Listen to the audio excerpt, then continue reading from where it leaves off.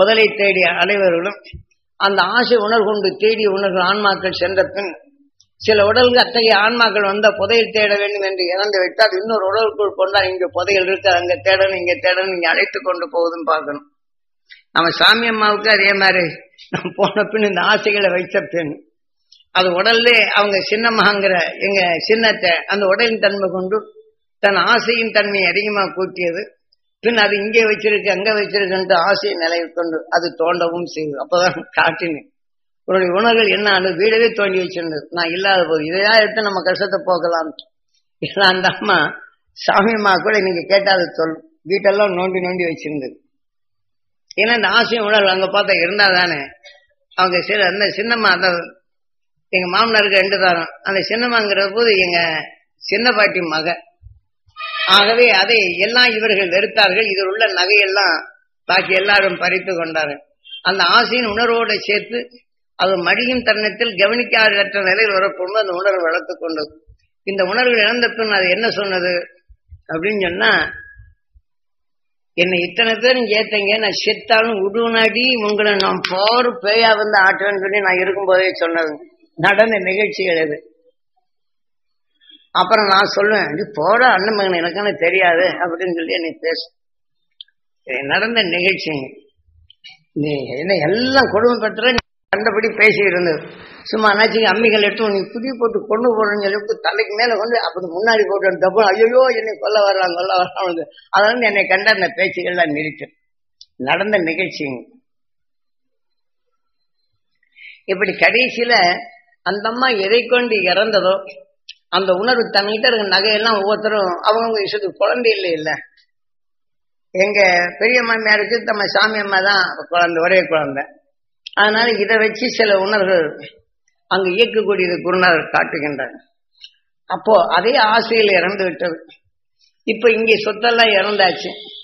அந்த அம்மா எந்த ஆசை கொண்டு நான் என்ன செத்தாலும் உன்னை விட மாட்டேன்னு சொன்னது இல்லைங்க.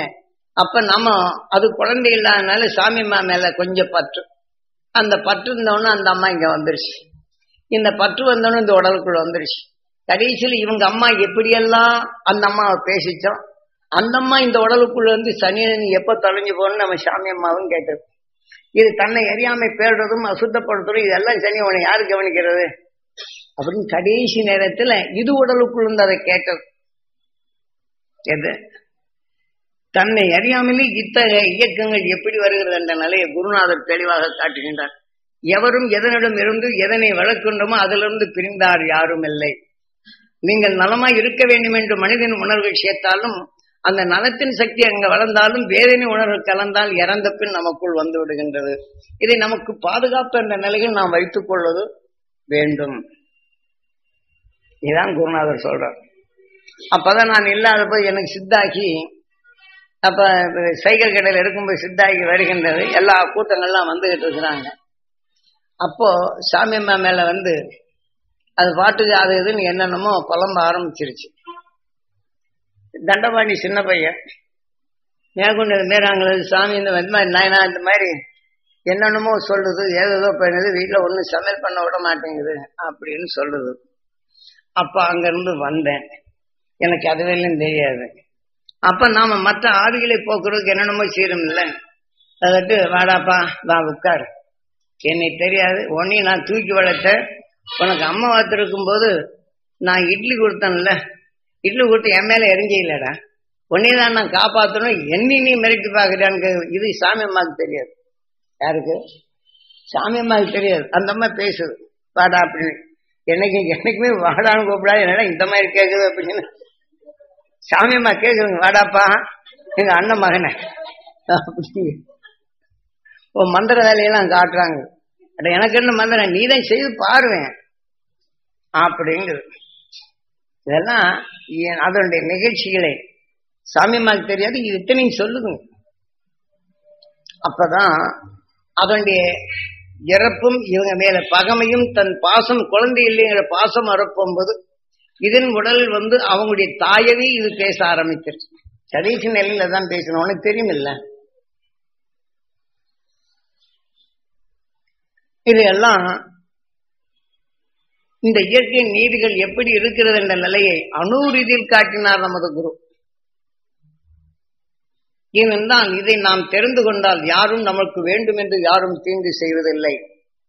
சந்தர்ப்பத்தால் நுகர்ந்த உணர்வுகள் நம்மை இயக்குகின்றது. அதை மாற்றி அமைக்கும் சக்தி உண்டு. ஒரு பொருளின் தன்மை தனக்குள் இழுக்க போகும்போது வேண்டாத அதை செயலற்றதானால் தனக்கு உகந்ததாக மாற்றிக்கொள்கின்றான் மனிதன். அவன் வெறுப்பதில்லை, அதை வெறுப்பதும் இல்லை. ஆனால் ஒவ்வொரு மனிதனும் ஒவ்வொரு சந்தர்ப்பத்திற்கு தனக்கு உகந்ததாக மாற்றிக்கொள்கிறான் ஆறாவது அறிவு கொண்டு. ஆகவே இதைத்தான் அந்த துருவன் தனக்குள் கண்டுணர்ந்த உணர்வை தன்மையை நமக்குள் உயிர் எப்படி உண்டானது என்ற நிலையை முதலே பிரபஞ்சம் எப்படி அணுக்கின் தன்மை உருவானது, ஆனால் உயிர் எப்படி உண்டானது என்று தனக்குள் உருவான உணர்த்துகள் அங்கே தோன்றுகின்றது.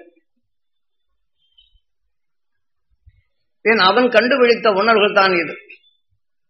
மற்ற உணர்வுகள் அணுக்களுடன் சேர்த்து தாவரங்களும் கல்லுகளும் மண்ணுகளும் உருவானாலும், ஆனால் உயிரணு எப்படி உருவானது என்று வினாக்களை அவன் அறிகின்றான்.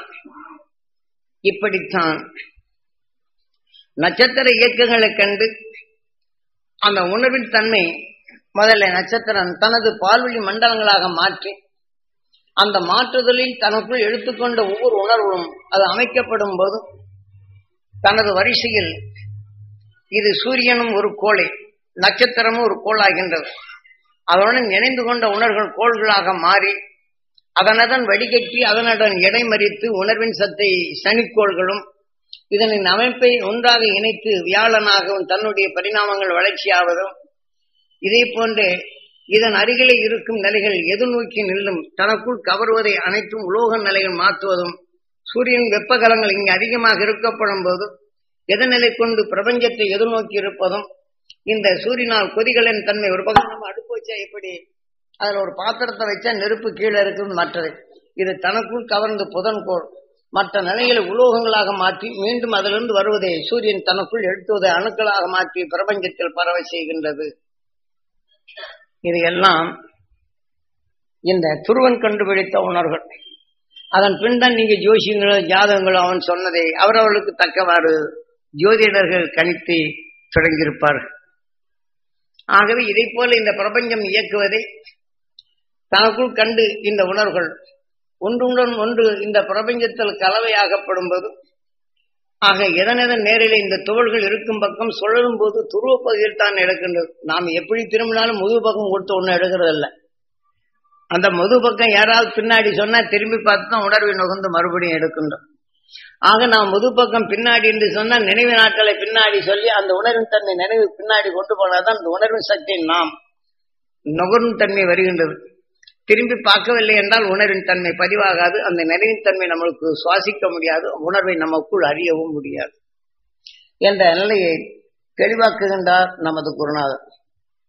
ஆக இவ்வாறு வளர்ந்த அந்த துருவன் இதை போல அந்த நட்சத்திரம் ஒரு பிரபஞ்சமாக்கி அதன் பல கலவைகளாக தனக்குள் எடுத்து 27 நட்சத்திரங்கள் அது உமிழ்த்தும் அலைகளாக படரப்படும் போது இந்த நட்சத்திரம் தான் ஒரு சூரியனாக மாறுகின்றது. இவை அனைத்தும் கருவாகி உருவாக்கி தன் இணைத்து உருவாகும் விந்தாக மாற்றுகின்றது. பாதரசமாக முதல் அமிலத்தின் தன்மை அடைகின்றது. பின் அதிலே உருவாக்கப்பட்ட நிலைகள் இதுதான் பாதரசம். பல உணர்வின் தன்மை வடிக்கின்றது, பல சத்தின் தன்மை பல நிலைகள் எடுக்கின்றது. ஒவ்வொரு தாவர இனங்களிலும் இந்த பாதரசம் கலந்திருக்கும்.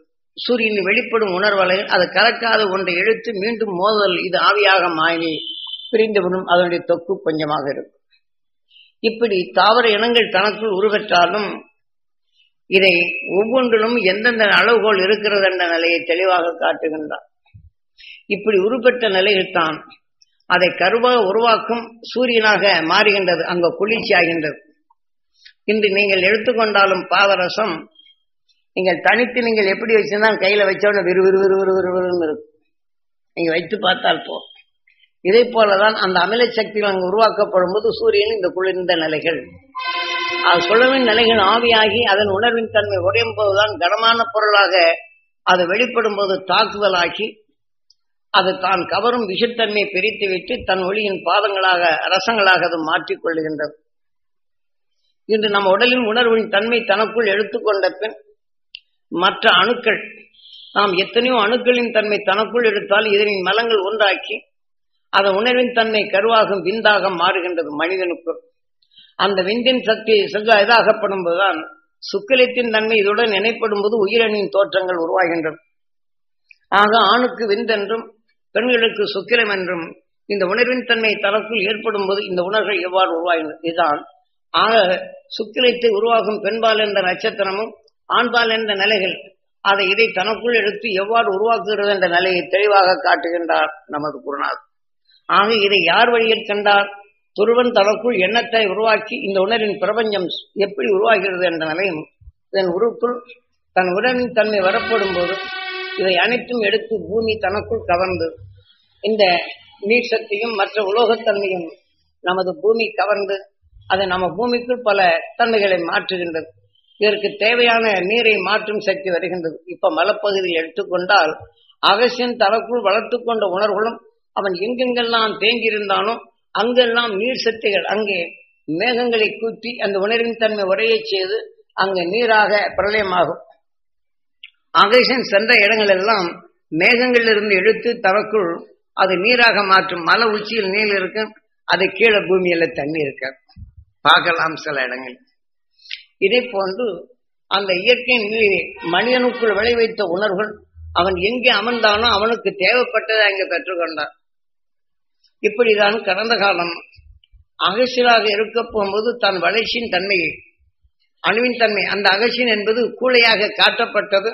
தன் முழுமையின் தன்மையை எழுத பெண் குழந்தை பருவத்தை காட்டுவதற்குத்தான் அவருடைய வீரிய உணர்வை முதுமையாக காட்டுகின்றார்கள். அகசியன் என்ற நிலையில் உருவம் அமைத்து பார்த்தோம்னா ரொம்ப சின்ன குழந்தை மாதிரி இருப்பார். அந்த குழந்தை பருவத்தை தனக்குள் பெற்றதான் முதுமையின் உணர்வுகளை தனக்குள் வயது முதிர்ந்தோர்கள் தனக்குள் பெற்ற உணர்வின் தன்மை இந்த இளமையில் அவன் காணுகிறான் என்ற நிறைய தான் அகசியனை ரொம்ப குறுகி காட்டின அகசியன் என்று. நாம் என்ன செய்யறோம்? அகசியன் எவ்வளவு பெரிய சக்தி பெற்ற இவ்வளவு கொண்டு இருக்கிறானே அப்படின்னு அவன் நினைப்பான். இதெல்லாம் காலப்போக்கில் அந்த இளமை பருவத்தின் நிலைகள் உயர்ந்த சக்தியின் தன்மையை அவனுக்குள் எப்படி பெற்றான் என்ற உணர்வை தெளிவாக்க காட்டுவது உருவம் அமைத்து சிறிதாக காட்டினார். கடுகு சிறிதாக இருந்தாலும் காரத்தின் வலிமை ஜாஸ்தியா இருக்கின்றது அல்லவா? இதை போன்றுதான் சாதாரண மக்களும் புரிந்து கொள்வதற்கு இதை தெளிவாக்கினார். இப்படி தான் கண்ட உண்மையின் உணர்வின் தன்மையை இன்று மற்ற நட்சத்திரங்கள் இணைந்து அணுக்களாக மாறி இவை எதை அணையின் தன்மையை பெண்பால் கொண்ட நட்சத்திரத்தின் அமைப்புகள் மற்ற பாறைகள் கலந்தால் ஆண்பால் என்ற நிலைகளை தனக்குள் சேர்த்து அந்த உணர்வின் வளர்ச்சியின் தன்மை தனக்குள் கருவாக்கி அதை இணைத்து பாறையின் வளர்ச்சி அதிகரிக்கிறது. அதனின் கலவியின் தன்மைகள் அதிகரித்து பெண்பால் என்ற பாறையின் உணர்வுகளும் ஆண்பால் என்ற பாறையின் உணர்வுகளும் தாவியாக மாற்றப்படும். இதை இணைத்து அது மற்ற நீருடன் கலந்து உறைந்து பதந்து காளான்களாக முளைத்து நமது பூமியில் ஆக முதல் நீரிலே விளையும் காளான்களாக விளைகின்றது, பின் நிலவாழும் காளான்களாக விளைகின்றது. இப்படி உணர்வுகள் மோதுதலில் தனக்குள் இணைந்த உணர்வுகள் காளான்களாக உருவாக்குகின்றது. அந்த காளான்கள் கரைந்து ஆவிகளாக பார்க்கப்படும் போது அது காளான் தான் தாவர இனங்களுக்கு முதல்ல உருவாகின்றது என்ற நிலையை தெளிவாக்குகின்றான். காளான் உருவாகவில்லை என்றால் தாவர இனங்கள் வராது.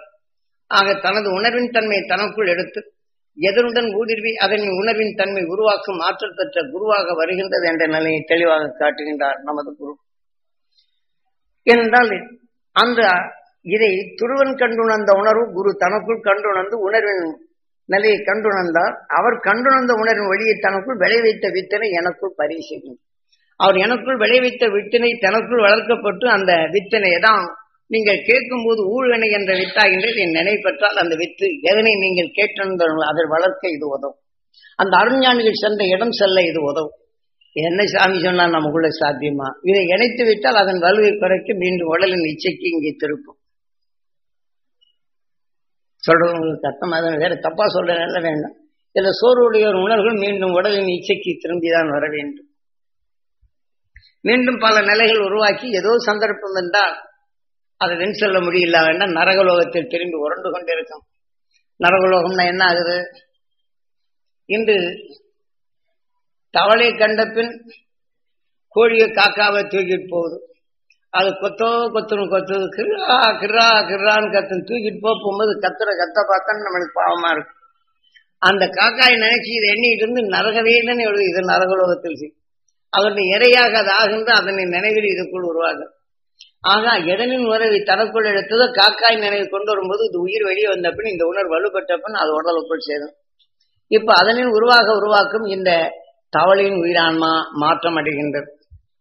அதுவே ஒரு நாய் கழித்து அதனுடைய உணர்வு கொண்டு அதே வேதனை கொண்டு அதன் நிறைந்த நாயா பிறகு இதன் உணர்வின் அமிலங்கள் இந்த கண்ணின் கூர்மைக்குள் கவரப்படும் இது உணர்வின் தன்மை இணைக்கப்படும் போது பிரம்மமாகிய உருவைத்தன்மையை உருவாக்குகின்றது, உருமாற்றுகின்றது. இப்படித்தான் நாம் பல நரகலோகத்தை சந்தித்தவர் இன்று மனிதனான உடலான இந்த நிலையில் சொர்க்கலோகத்தை நாம் உருவாக்கிய நிலைகள். இந்த சொர்க்கலோகத்தான் சொர்க்க வாசல் என்ற நிலையிலே இந்த மனிதன் உடலுக்குள் சென்று நாம் சொர்க்க வாசல் எது அப்படின்னா இந்த உடலை இப்படி சுவாசிக்கின்றோம். இந்த உணர்வின் தன்மை மாற்றி இதன் வழிகொண்டு நாம் சுவாசித்தோம் என்றால் இதன் வழிகொண்டு நாம் அந்த சொர்க்க வாசலுக்கு போக முடியும். மற்ற உயிரினங்கள் மற்ற நுகர்ந்து தன் உணர்வின் தன்மை சுவாசித்த உணர்வு தன்னால் கவர்ந்து தன்னுடன் இணைத்து அதன் உணர்வாக விளை வைத்தது. ஆக மனிதன் ஒருவன் தான் தன் வாசலை அறிந்தவன். உயிரின் இயக்கத்தன்மை கொண்டு கண்ணால் பதிவானாலும் நினைவினை உயிருடன் ஒன்றி அதன் உணர்வை தனக்குள் எடுத்து இதை தனித்தன்மையாக உருவாக்குகின்றான். இந்த வாசலின் வழிகொண்டுதான் எதனின் நிலைகள் கொண்டு இங்கே உருவாக்கினானோ அவனுடன் தன்மை கொண்டு எதனை உருவாக்கினானோ அங்கே சென்று அடைகின்றான். அதனால்தான் மனிதன் உடலே சொர்க்கம் லோகம் என்றும் சொர்க்க வாசல் எது இந்த உயிரின் பாதையில் செல்வதுதான் சொர்க்க வாசல். ஆக இதை காட்டுங்க. நம்ம கோயில்களை பார்க்கல, இது தனியா பெருசு. முதல்ல போற பாதை வேறு. சொர்க்க வாசல் இன்னைக்கு என்ன செய்யறாங்க, ஒரு பக்கம் கதவை திறந்துட்டு இதுபடி வருதான். அப்ப வந்து அன்னைக்கு எல்லாம் விரதம் என்ன அந்த அது சொர்க்க வாசல் அன்னைக்கு மோட்சம். இது இந்த வைகுண்ட ஏகாதசி அன்னைக்கு இதெல்லாம் திறப்பாங்க. வைகுண்ட ஏகாதசி என்று என்ன தெரியுமோ? அதான் இங்க தெரியாது.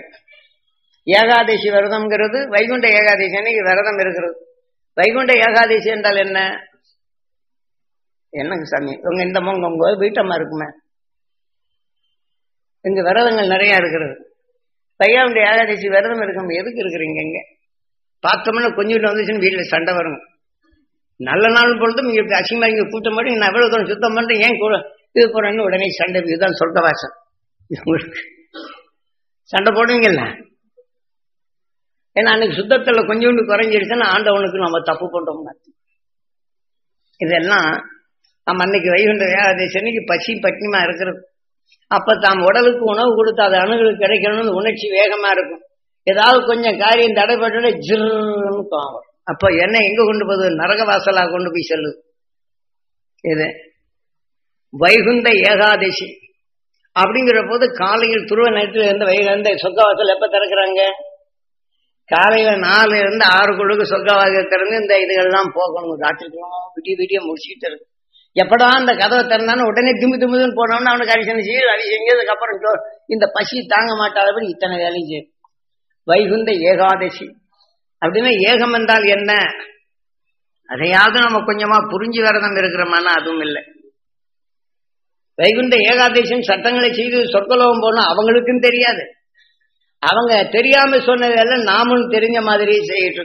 ஆக நாம் இதெல்லாம் செய்த ஒருபாடு கொஞ்சம் குறையாச்சுன்னா வேதனை படுறோம். இந்த விஷயத்தின் கலை என்ன நரக வாசலுக்கே போறோம், பாம்பா பறக்கும், கேளா பறோம். இந்த உணர்வு தான் அன்னைக்கு நம்ம வழக்கம் முடிகின்றது. சாமி குறையா சொல்ல நினைச்சுக்கணும்னா பக்தி உள்ளவங்கள பக்திங்கிறது எதுங்கிறவையில தெரியுமோ? வைகுண்ட ஏகாதசனுக்கு அந்த பக்தி எப்படி செலுத்த செய்யறாங்க அதையாவது நாம கொஞ்சமா தெரிஞ்சுக்கணும். பக்தினால் என்ன? அன்னைக்கு ஏகாதசி அன்னைக்கு என்ன செய்வோம்? இன்னைக்கு வாழ்க்கையில் இப்படி நடந்தெல்லாம் விட்டு போட்டு காலையில் அந்த மகரிஷி இந்த மண் உலகை வென்று அந்த உணர்வின் ஒளியாக இன்றும் ஒளியின் சரீரமா இருக்கின்றானே, அந்த உணர்வின் தன்மை தனக்குள் எடுத்து இதன் வழி இந்த புருவத்தின் வழி அந்த நிலையை தனக்குள் எடுத்து இந்த உடலுக்குள் செலுத்தி தனக்குள் வந்த வலிமை நிலையை கண்ணுக்கொண்டு செலுத்தி நான் பார்ப்போருக்கெல்லாம் அந்த மகிழ்ச்சியின் அலுவலர் பெற வேண்டும், அவர்கள் குடும்பம் எல்லாம் நலமாக வேண்டும், அவர்கள் தொழிலெல்லாம் நலமாக வேண்டும், நான் பார்ப்போருக்கெல்லாம் அந்த சக்தி பெற வேண்டும் என்ற உணர்வினை எல்லாரும் அந்த மாதிரி சொல்லணும். வைகுண்டம்னால் என்ன? இதுல நினைக்கணும். அது ஏகாதசியாக இதை கொண்டு யாரையுமே குறையில்லாத நிலை ஏகாந்த நிலைகளை பற்றுடன் எடுத்து அந்த பக்தி நமக்குள் இதை சேர்க்கை செய்தால் நாம இந்த நரகலோகத்திற்கு திரும்ப மாட்டோம். அது காவியம் ஆலயங்கள்ல பதிச்சு வச்சிருக்கிறான். யாராவது சிந்தனை செய்திருக்கான்னு இல்லை. இப்ப நீங்க இந்த அம்மா கேட்குது இல்லைங்க, நாளைக்கு விரதம் இருக்கும்போது பாருங்க எப்படி செய்வீங்களே. விட்டுட்டீங்களா? சரி, இது எல்லாம் உங்களை மட்டும் இல்லை, உங்களை மட்டும் நான் சொல்றதுக்கு எனக்கு உரிமையை கேட்டுக்கிறீங்க. சாமி சொன்னான், அடுத்தவங்களை சொன்னா என்ன வேண்டிய சாமி என்னை பாரு குறித்து சொல்வாருன்னு சொல்லிடுவாங்க, சொல்லுவாங்கல்ல. அதனாலதான் ஒரு குறிக்கணும்னா நம்ம சொல்ல கேட்டுக்கிடுவாங்க அப்படின்னு இருந்தா அந்த சிசிர்களுக்கு மட்டும்தான் அவங்க பேரை சுட்டி காட்டலாம். மற்றவங்களை சொன்னா பாரு நம்ம மேல பாரு இவ்வளவு பெரிய கூட்டத்தில் என்னை அவமதிச்சுட்டான்னு வந்துடுவாங்க. அப்ப என்ன ஆகும்? இப்படி ஒரு கதை உண்டு. மனிதன் வாழ்க்கையில் சந்தர்ப்பங்களை இணைக்கப்படும் போது எது எதையெல்லாம் அந்த சந்தர்ப்பங்கள் ஒன்று ஏற்றுக்கொள்கின்றது, ஒன்று ஏற்றுக்கொள்ளவில்லை என்றது உண்மையின் நிலைகள் அது பொய்மையாக மாற்றும் நிலையும், உண்மை பெறும் மார்க்கங்களை தடைப்படுத்தும் நிலையும், நஞ்சாக மாற்றும் நிலைகள் வந்து விடுகின்றது. இப்படிதான் அன்பு மேல ஒரு தவறு போய் பாசமா சொல்லிட்டு இருக்கும்போது அவங்க இருக்கக்கூடிய கஷ்டத்தை தெரியாம சொல்லுவாங்க.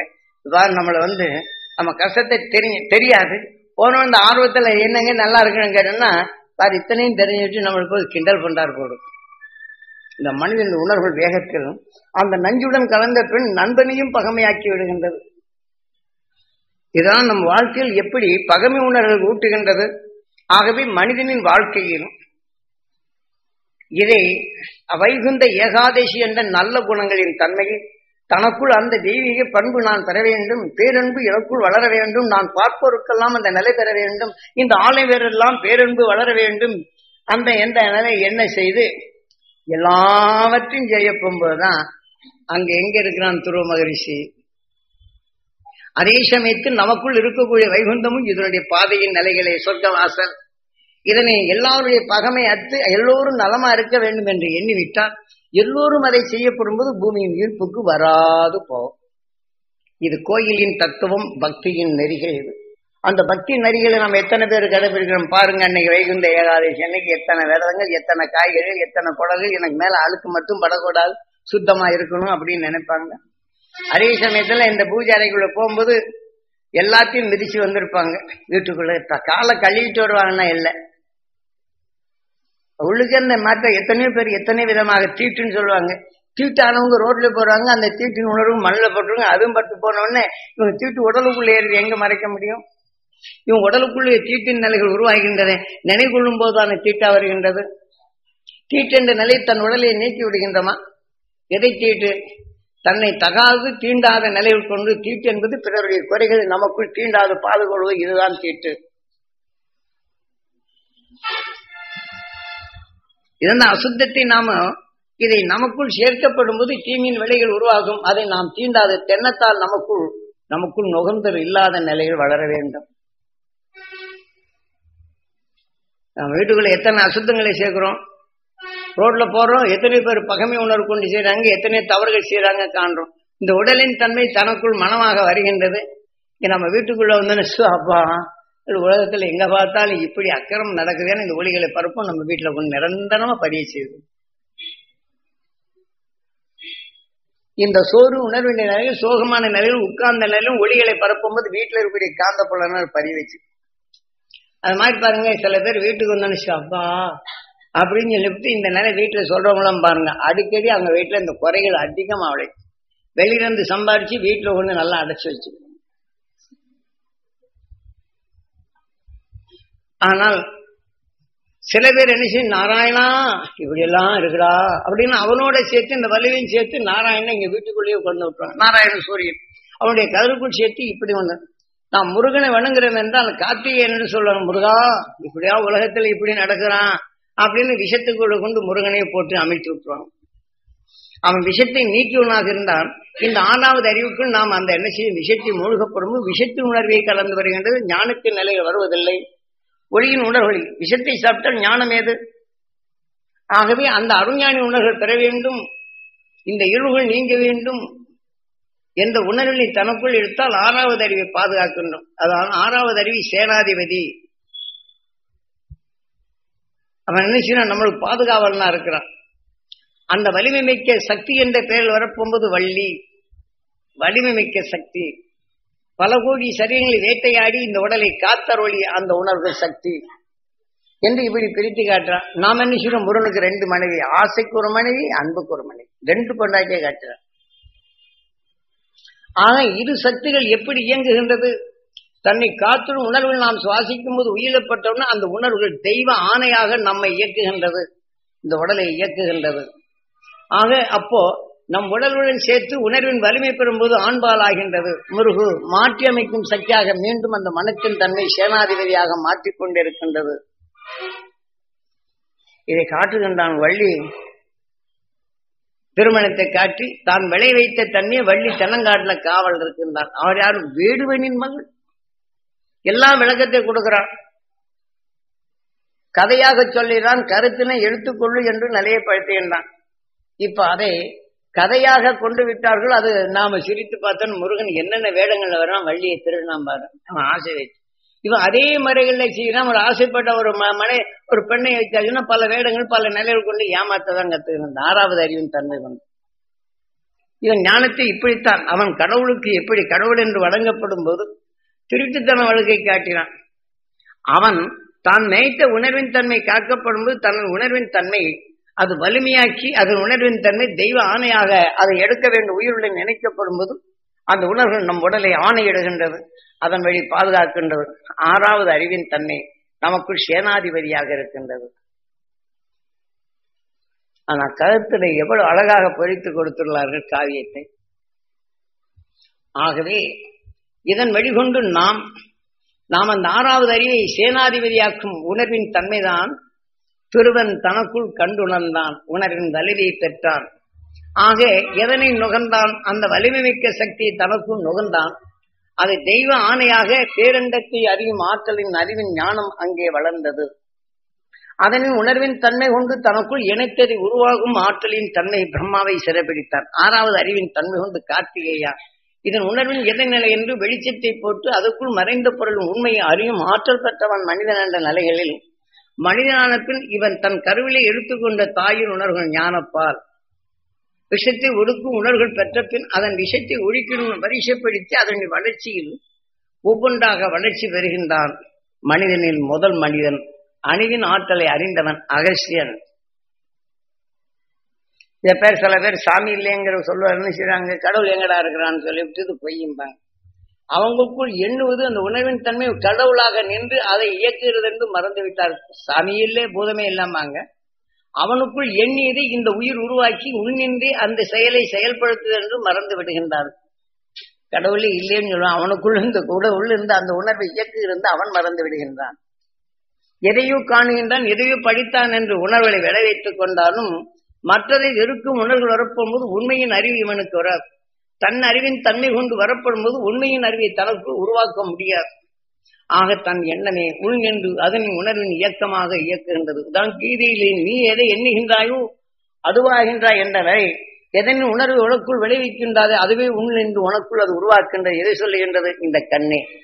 எதனின் நினைவை எண்ணுகின்றோமோ அதே கண். அதன் ஒருத்த மேல நல்லவன் நினைட்டா அவனை தப்பு பண்ணாலும் கூட நம்மளுக்கு தெரியாது. ஆக அவன் தப்பு பண்ணாலும் இவன் நல்லவன் என்ற உணர்வின் தன்மையை பாய்ச்சப்படும், அந்த உணர்வுகள் அங்கே பாய்ச்சப்படும், அவன் நல்லவன் என்று அரவணை. இதுதான் கீதையில இந்த கண்ணின் இயக்கங்கள் சொன்னது யார்? இந்த கண் தான். கண்ணின் இயக்கத்தொடரின் நினைவின் எதை ஒரு கண்ணாடியை போட்டு அதுல எந்த கலரை போடுகின்றோமோ அதற்கப்புறம் வெளிச்சத்தை ஊற்றினால் என்னவும் அந்த கலரின் தன்மை தான் காட்டும். இதே போல கண்ணாடி போன்றது நமது கண். அதுல எந்த உணர்வை ஏற்றுக்கொள்கின்றோமோ அந்த உணர்வின் தன்மை கொண்டுதான் நம் எண்ணத்தை பாய்ச்சப்படும்போது அந்த கலையின் உணர்வின் உருவங்களே நமக்கு தெரியும். ஒருத்தர் தெளிந்த மனதுடன் இருக்கப்படும் போது பாருங்க, ஒரு பொருளின் உண்மையை அறிய முடியும். வேதனை கொண்ட பிற்பாடு ஒரு பொருளை நீங்க அறிய முற்படுங்க, நம்மளுக்கு வேண்டாது என்றுதான் ஒதுக்க செய்யும். இதுதான் கண்ணின் உணர்வின் இயக்கத்தை வியாசகர் தன் மனித உடலுக்குள் அதை எவ்வாறு இயக்குகின்றதும் மாற்றியதென்றும் அவன் பரமாத்மா என்றும் நமக்குள் பரவி கிடைப்பதை தனது ஆன்மாவாக மாற்றுகிறான் என்றும் அந்த உணர்வின் தன்மை தனக்குள் தெளிவாக்கவும் உருவாக்கவும் இந்த கண்ணே என்ற நிலை வரப்போகும்போது கீதையில் இதை கூறியது கண்ணன் தான் உலகத்தையே படைத்தவன் என்று பல யோகிகள் பல ஞானிகள் பல முனிவர்கள் சொல்லியிருக்கிறார் என்று இதிலிருந்து அமெரிக்காக்காரர் தேடி எடுத்துக்கொண்டு கீதையின் சாரத்தை அவன் சாரதியாக 6வது அறிவின் தன்மை கொண்டு 7வது நிலை 7 குதிரைகளை வைத்து சாரதியாக சென்றான். யாரு? ஆக அர்ஜுனனுக்கு கண்ணன் சாரதியாக சேர்ந்தான். இந்த கண் வறுமை பெற்ற நிலைக்கு இந்த உணர்வின் நிலையை அழைத்து சொன்னா அவனும் அறியாதவன். நீங்க வந்து அமெரிக்காவுக்கு போயிட்டு வந்தோம்னா அவங்க பாரு எப்படி இருக்கிறாங்க. ஹரே கிருஷ்ணா ஹரே ராமா ஹரே கிருஷ்ணா ஹரே ராமானா ஹரே கிருஷ்ணா தானே சொல்லணும், ஹரே ராமா எதுக்கு சொல்லுகின்றான்? இது ஹரே ராமா என்று சொல்ல வேண்டிய உணர்வு அவனுக்கே தெரியாது. ஹரே அப்படிங்கிற போது கண்ணை ஹரே கிருஷ்ணா அந்த உணர்வின் தன்மை நாம் என்ன போடும்போது ஹரே ராமா அந்த எண்ணத்தின் செயலாக வருகின்ற. ஆனா அவன்கிட்ட கேட்டா ஹரே கிருஷ்ணா அதெல்லாம் கண்ணன் தான் அப்படின்னு சொல்கின்றார்கள். நீங்க பாருங்க, இப்ப நமக்கு இதுல இருக்கிறவங்களும் ஹரே கிருஷ்ணா நிலை ஹரே ராமா ஹரே கிருஷ்ணா ஹரே ராமா தான் சொல்லணும். ஹரே ராமானால் என்ற நாம் எண்ணத்தின் நிலைகள் அது ராமனாக அதை இயக்குகின்ற எண்ணம் தான் ராமன் தான். நாராயணன் திரேதா யுகத்தில் சீதா எந்த சுவையின் தன்மை கொண்டோ அந்த எண்ணங்களாக நம்ம இயக்குகின்றான் ராமன்.